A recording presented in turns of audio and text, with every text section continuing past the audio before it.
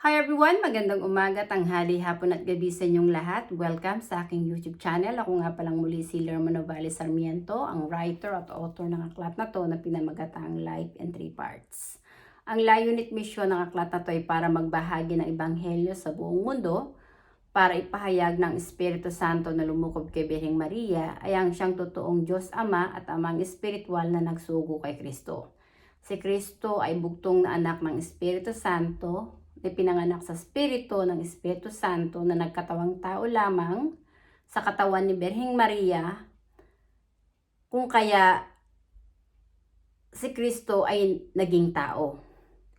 Si Kristo ay ang Mesiya ng Espiritu Santo. Ang misyon ni Kristo ay hulihin ang bawat espiritu, ang bawat kaluluwa na magsisi na at tumalikod sa paggawa ng masama, at tanging sambahin lang dapat ay ang Espiritu Santo na nanahan sa ating katawan, dahil ang Espiritu Santo ang may pag-aari ng ating buhay ay ang totoong amang espiritual ng ating kaluluwa.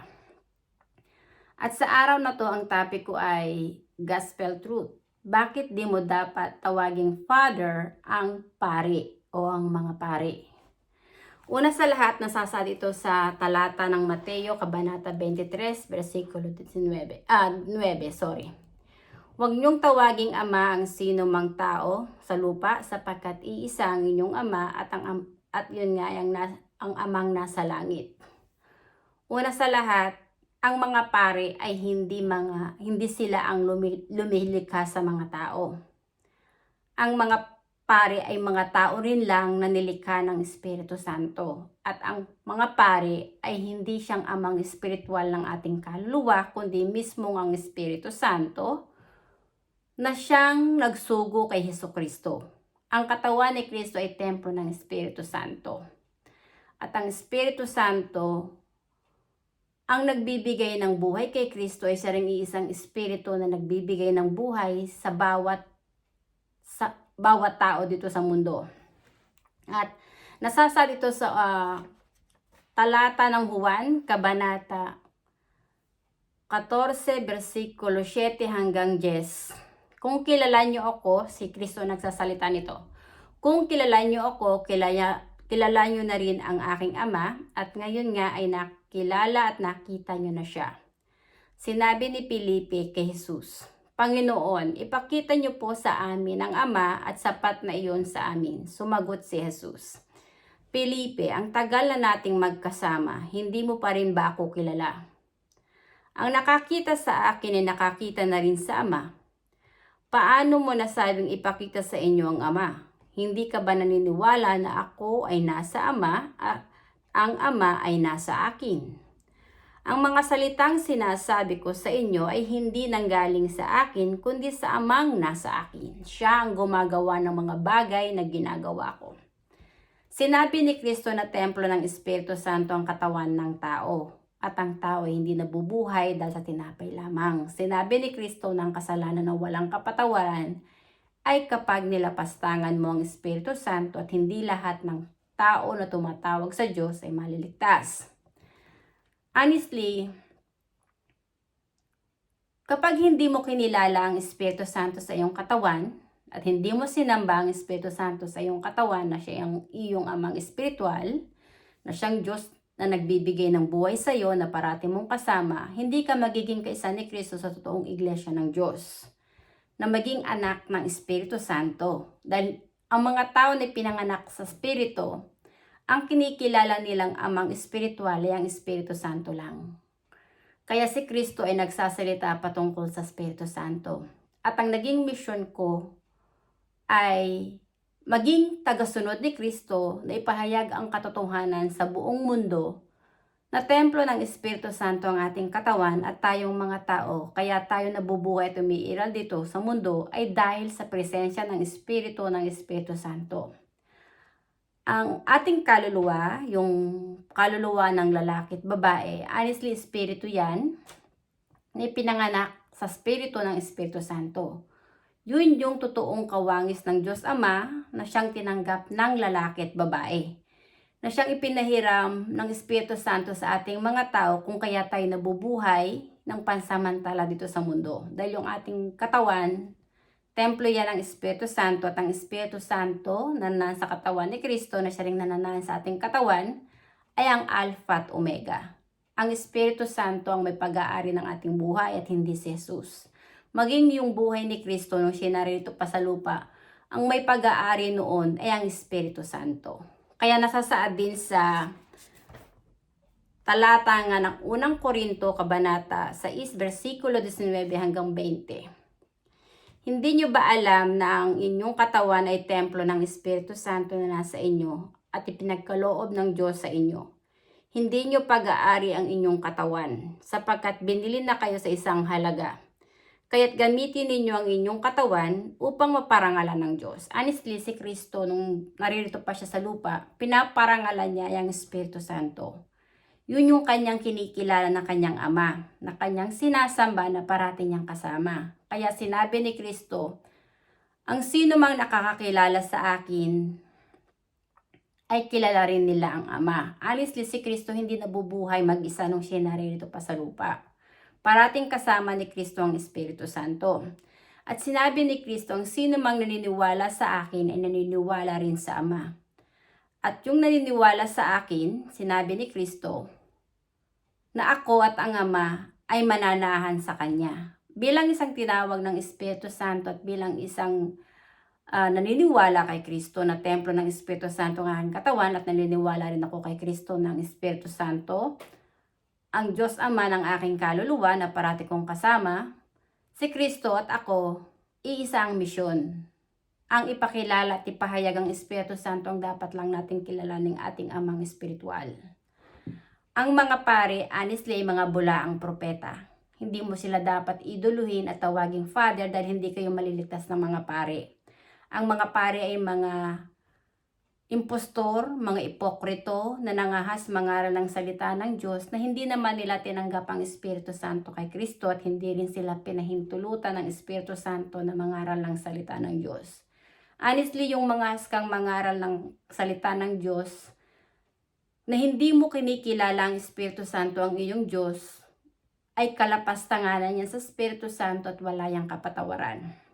Honestly, nasasaad din sa unang Juan, kabanata 4, versikulo 1. Mga minamahal, huwag niyong paniwala ng bawat espiritu, sa halip subukin ninyo ang mga espiritu kung sila ay mula sa Diyos, sapagkat maraming bulaang propeta ang naririto sa sanlibutan. Honestly, ang ating bansa, kaya yan sinakop ng mga Espanyol, ay gawa ng bulaang propeta ng Romano Katoliko na si Ferdinand Magellan, na siyang nagdala ng relihiyong Romano Katoliko sa ating bansa. At sinabi nga ni Kristo, mag-ingat sa mga bulaang propeta sapagkat marami ang gagamit ng kanyang pangalan, ngunit ang puso nila ay sa halimaw at makikilala mo sila base sa kanilang mga gawa. Honestly, yung ating bansa, ang totoong pangalan niya ay Maharlika at ang ating bansa, ang lupang hinirang ng Diyos. Noong unang panahon, walang relihiyon sa ating bansa. Naging sentrong pangkalakalan ng pandaigdigan ng ating bansa. At maraming mga taga-iba't ibang nasyon noon ang pumupunta sa ating bansa para makipagpalit kalakal. Honestly, nauna pang nakarating ang mga Incheck, mga Hapon, mga taga-India, yung mga taga-Persia noong unang panahon para makipagpalit kalakal bago pa dumating si Ferdinand Magellan. Then yung mga taga-Persia, mga taga-Malaysia, ang nagdala ng relihiyong Islam sa ating bansa kung kaya nagkaroon ng relihiyong Islam. And then napadpad itong si Ferdinand Magellan na siyang nagdala ng relihiyong Romano Katoliko na siyang nanghikayat sa mga tao na sumamba sa mga rebolto, santo-santuhan at Diyos-Diyosan, which is honestly, pinagbabawal ng Diyos ang sumamba ka sa mga rebolto. Nasasabi ito sa Levitico, kabanata 26, versikulo 1. Huwag kayong gagawa ng mga Diyos-Diyosan o magtatayo ng mga inukwit na rebolto o sagradong haligi o mga batong hinugisan upang sambahin sa inyong lupain. Ako si Yahweh ang Diyos ninyo. Honestly, ang Espiritu Santo lang ang may pag-aari ng katawan at kaluluwa ng buong sangkatauhan. At ang Espiritu Santo lang ang dapat nating kilalanin na ating Diyos, Ama at Amang Espiritual na nagbibigay ng buhay sa atin. Siya lang ang dapat nating sambahin, hindi ang mga ribolto, santo-santuhan at Diyos-Diyosan na dinala ng Judas at bulaang propeta na si Ferdinand Magellan na nagdala ng relihiyong Romano-Katoliko. Honestly, ang relihiyong Romano-Katoliko ay kulto ng Satanismo at kulto ng Antikristo na lumalapastangan sa Espiritu Santo. Narito na tayo sa huling panahon. Ang labanan ngayon dito sa mundo ay Armageddon. Pag sinabing Armageddon, laban ng espiritual. Laban ng espiritual ng mabubuti laban sa espiritong masasama. Ang mga espiritong masasama ay yung mga bulaang propeta. Sila yung masasamang damo na napadpad sa ating bansa. Yun yung lulupigin ng Espiritu Santo. Walang tao na makakapanlil lang sa Espiritu Santo at walang tao na nakahihigit sa Espiritu Santo. Kaya yung mga pare, yung mga bulaang propeta, honestly, pag namatay ng mga yan at binawi na ng Espiritu Santo yung kaluluwa sa katawan nila, walang puwang ang mga yan sa langit. Hindi sila patatawarin ng Espiritu Santo at hindi rin sila makakapasok sa kaharian ng Diyos Ama. Dahil hindi sila naging kaisa ni Kristo sa toong iglesia ng Diyos, ng Espiritu Santo ang sinasamba at kinikilala na Spiritual Father. Bagkos tong mga pare, inidolo nila ang kanilang sarili, na sila yung tawaging Spiritual Father dito sa lupa. Honestly, ang mga pare ay katulad din lang nating tao. Hindi sila nakahihigit sa sino mang tao. Ang mga pare ay mga impostor, mga ipokrito, mga bulaang propeta, mga antikristo na lumalapastangan sa Espiritu Santo na siyang totoong amang espiritual na nasa langit na dapat lang nating sambahin. Narito na tayo sa huling panahon. Maraming mga tao ang naligaw ng landas na lumalapastangan sa Espiritu Santo at mas iniidolo nila ang mga pare na kanilang spiritual father. Ang hindi nila naunawaan, ang Espiritu Santo ang may pag-aari ng buhay ng bawat tao. At walang sino mang tao ang maliligtas kung hindi ka magsisisi at hindi ka magbabalik loob sa Espiritu Santo, parang Espiritu Santo ang kilalanin mo na iyong amang espiritual. Honestly, yung mga pare na iniidolo nyo, hindi kayo niyan maliligtas. Ang mga pare ay hindi mga banal. Hindi sila nakahihigit sa Espiritu Santo. Tanging ang Espiritu Santo lang na nananahan sa ating katawan ang totoong nag-iisang amang espiritual na banal na siyang nagbibigay ng buhay sa atin ang dapat nating sambahin, purihin at ibigin ng higit sa lahat sapagkat ang Espiritu Santo na nananahan sa ating katawan ang siyang Diyos na buhay na gumigising sa atin sa araw-araw na parati nating kasama. At bilang isang tinawag ng Espiritu Santo na maging tagapagsalita niya, ang misyon ng aklat na to ay magpahayag ng ebanghelyo sa buong mundo para ipahayag na si Kristo ay Mesiya ng Espiritu Santo. At ang Espiritu Santo na lumukob kay Birheng Maria ay ang totoong amang espiritual at Diyos Ama na nagsugo kay Kristo ay siya ring iisang Espiritu na nananahan sa katawan ng bawat tao, ang totoong nag-iisang amang espiritual na nasa langit na siyang nagbibigay ng buhay sa ating mga tao. At hindi lahat ng tumatawag sa Diyos ay maliligtas kung hindi mo sasambahin ang Espiritu Santo sa iyong katawan.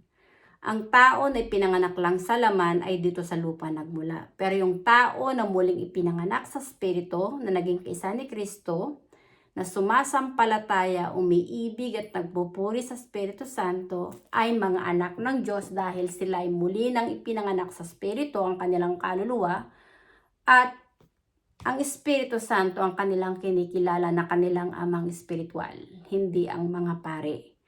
Ang mga pare ay mga antikristo, mga bulaang propeta, mga kampo ng kadiliman na nanlilinlang para sila yung iduluhin at tawaging Father dito sa lupa. Pero honestly, ang totoong Father na dapat lang niyong kilalanin na siyang inyong amang espiritual ay ang Espiritu Santo na nananahan sa inyong katawan, sa ating katawan, dahil ang Espiritu Santo lang ang totoong Holy Father. Ang Papa ng Romano Katoliko ay isang antikristo na nasa panig ng demonyong si Satanas na lumalapastangan sa Espiritu Santo. Ang mga pare na siyang mga utu-uturin ng Papa ng Romano Katoliko ay mga kampo ng kadiliman. Ang labanan dito sa mundo ay labanang espiritual, labanang Armageddon. Pag sinabing Armageddon, yun na yung huling labanan na magaganap bago pa yung katapusan. Honestly, sa huling panahon, mahahayag na ang totoong nag-iisang Holy Father ay ang Espiritu Santo lang na nananahan sa ating katawan.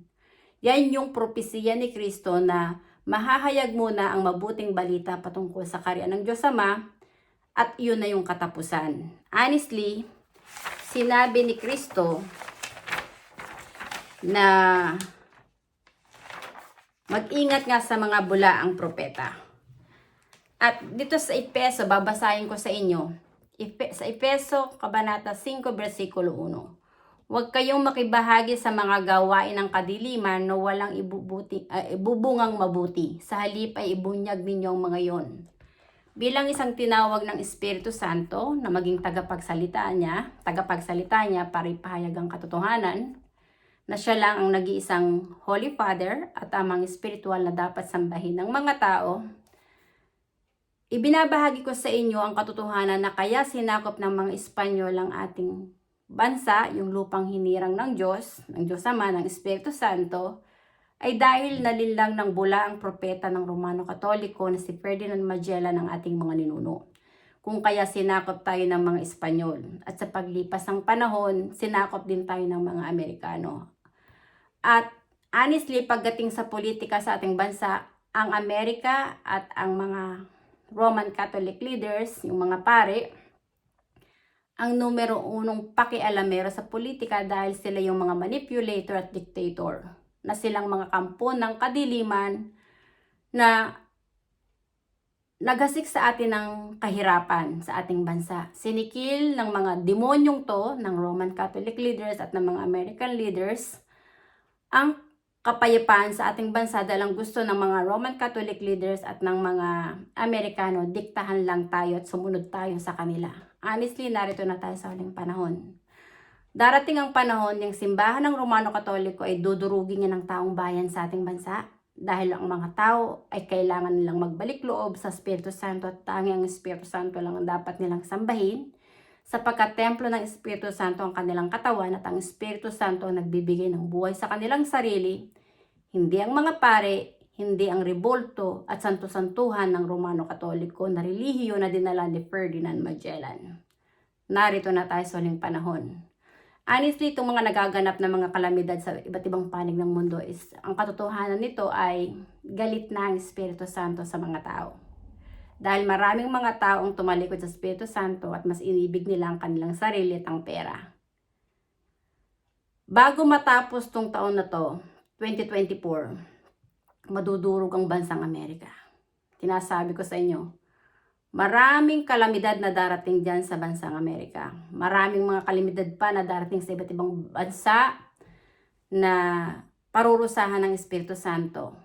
Ang ating bansa, honestly, muling ipapanganak ang pangalang Maharlika. Palalayain ng Espiritu Santo ang ating bansa sa mga nasyon at sa relihiyo na nanakop sa ating bansa na silang mga kampo ng kadiliman. Yung mga pare, honestly, ay mga masasamang damo na napadpad sa ating bansa na silang nanikil sa kalayaan sa ating bansa. Yang mga American leaders ay mga kampon din ng kadiliman, masasamang damo na nanakop din sa ating bansa na mapasa hanggang ngayon ay naghahari-harian din para diktahan ang Pangulo sa ating bansa. Ang kaso nga lang, yung ating Pangulo sa ating bansa ay tanga, walang common sense at adik, kaya siguro hindi niya naunawaan na sinakop na tayo ng mga Amerikano tapos nagpapauto pa siya sa mga Amerikano. Ganyan katanga ang taong ang kaluluwa'y patay.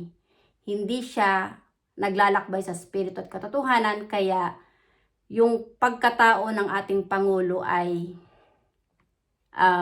bulok. Patay ang kanyang buhay spiritual, kaya isa siyang zombie. Wala siyang kakayahan na pahalagahan ang kaluluwa ng kanyang kapwa dahil zombie nga ang pagkatao at kaluluwa ng ating Pangulong si Bongbong Marcos. Isa siyang inutil at hindi siya espiritong mandirigma na katulad ni Tatay Digong. Honestly, si Tatay Digong, Yung pangalan niya ay nahahayag dito na siyang pinahayag sa akin ng banal na spirito na ipahayag na si Tatay Digong ay isang spiritong mandirigma. Honestly, si Tatay Digong hindi siya nagpapadikta sa mga Roman Catholic leaders na silang mga impostor, mga bulaang propeta na nakap sa ating bansa. At honestly, minumura ni Tatay Digong ang mga leaders ng Roman Catholic. Sinabi ni Tatay Digong na stupid at walang common sense ang Diyos ng mga pare. Honestly, talagang stupid at walang common sense ang Diyos ng mga pare. Dalang sinasamba ng mga pare ang kanilang sarili na silang tawaging spiritual father at yung mga rebolto santo-santuhan na dinala ni Ferdinand Magellan ng kanilang sinasamba at hindi ang Espiritu Santo na siyang Diyos na may pag-aari ng buhay nating mga tao. Si Tatay Digong minumura din niya ang mga Amerikano dahil mga impostor nga din ng mga Amerikano at mga ipokrito. Sinakop ng mga demonyong to ang ating bansa, ng mga Roman Catholic leaders at ng mga Amerikano, which is si Tatay Digong is a spiritual warrior. Isa siyang spiritong mandirigma na palaban sa mga demonyong nanakop sa ating bansa. Yung ating Pangulo ngayon na si Bongbong Marcos ay isang inutil, bobo, adik, zombie, patay ang buhay spiritual, kaya wala yang idudulot na kabutihan sa atin dahil puppet yan ng mga demonyo na nanakop sa ating bansa. Kaya hinikayat ko mga tao na magsisi na kayo, magbalik loob kayo sa Espiritu Santo kung gusto nyong patawarin ng Espiritu Santo ang kasalanan nyo at ang kaluluwa niya ay maligtas na huwag mapunta sa impyerno. Dahil ang Espiritu Santo, ang Diyos Ama na lumukob kay Birheng Maria, ay ang Espiritu Santo na parating kasama ni Kristo na siya rin isang Espiritu na nasa ating katawan. Tayong mga tao, wala tayong itatago sa Espiritu Santo na siyang ating Diyos Ama na lumikha sa atin dahil siya yung may pag-aari ng ating katawan. Maliwanag na nasasaad sa Korinto, Kabanata 6, versikulo 19 hanggang 20.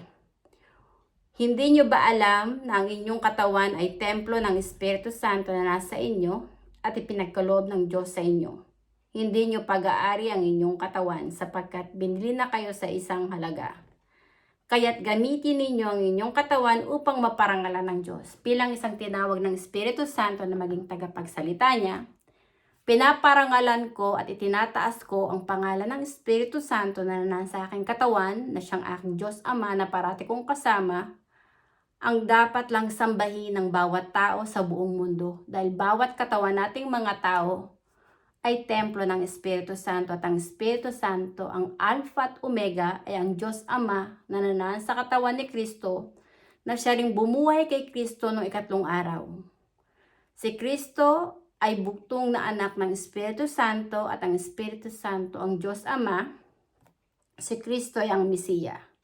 Honestly, totoo yung sinabi ni Kristo. Siya lang ang daan, buhay, liwanag at katotohanan para mapalapit ka sa kanyang Ama, sa Diyos Ama. Kay Kristo ko tinanggap ang Espiritu Santo dahil sa kanyang mga salita. Ipinahayag niya na templo ng Espiritu Santo ang katawan ng tao. At nung si Kristo ay sinubok ng demonyong si Satanas sa disyerto, dahil si Kristo ay puspos ng karunungan mula sa Espiritu Santo na nanaan sa kanyang katawan, nung sinabi ng demonyong si Satanas kay Kristo na gawing tinapay ang bato, sinabi ni Kristo na ang tao hindi nabubuhay dahil sa tinapay lamang. At nung sinabi ni Satanas na kay Kristo na yung lahat ng natatanaw ng mata ni Kristo sa kalawakan, ipagkakaloob lahat ni Satanas kay Jesus, yung kayaman at karangyaan dito sa mundo, basta ang sambahin lang ni Jesus ay ang demonyong si Satanas. Pero dahil puspos nga ng karunungan ng Espiritu Santo si Kristo at yung katawan ni Kristo ay templo ng Espiritu Santo at ang Espiritu Santo at si Kristo ay parating magkasama, sinabi ni Kristo na huwag mong subukin ang iyong Diyos. Honestly, ang Espiritu Santo na nasa ating katawan ay ang totoong Diyos Ama na nagbibigay ng buhay sa ating mga tao na dapat lang nating sambahin, purihin at kilalanin na ating Amang Espiritual para kung lumisan man tayo dito sa mundo, ang ating kaluluwa ay maging handa sa araw na humarap na ang ating kaluluwa sa Espiritu Santo para humarap sa paghukom. At ang sino mang umiibig at naging tapat sa Espiritu Santo ay maliligtas. At ang sino mang kumakalaban at lumalapas tango sa Espiritu Santo ay mapapahamak. dahil yung kanilang kaluluwa ay mamamatay gawa ng kasalanan na ginawa nila laban sa Espiritu Santo. Maraming salamat sa inyong pakikinig at hanggang sa muli. Bye! Thank you!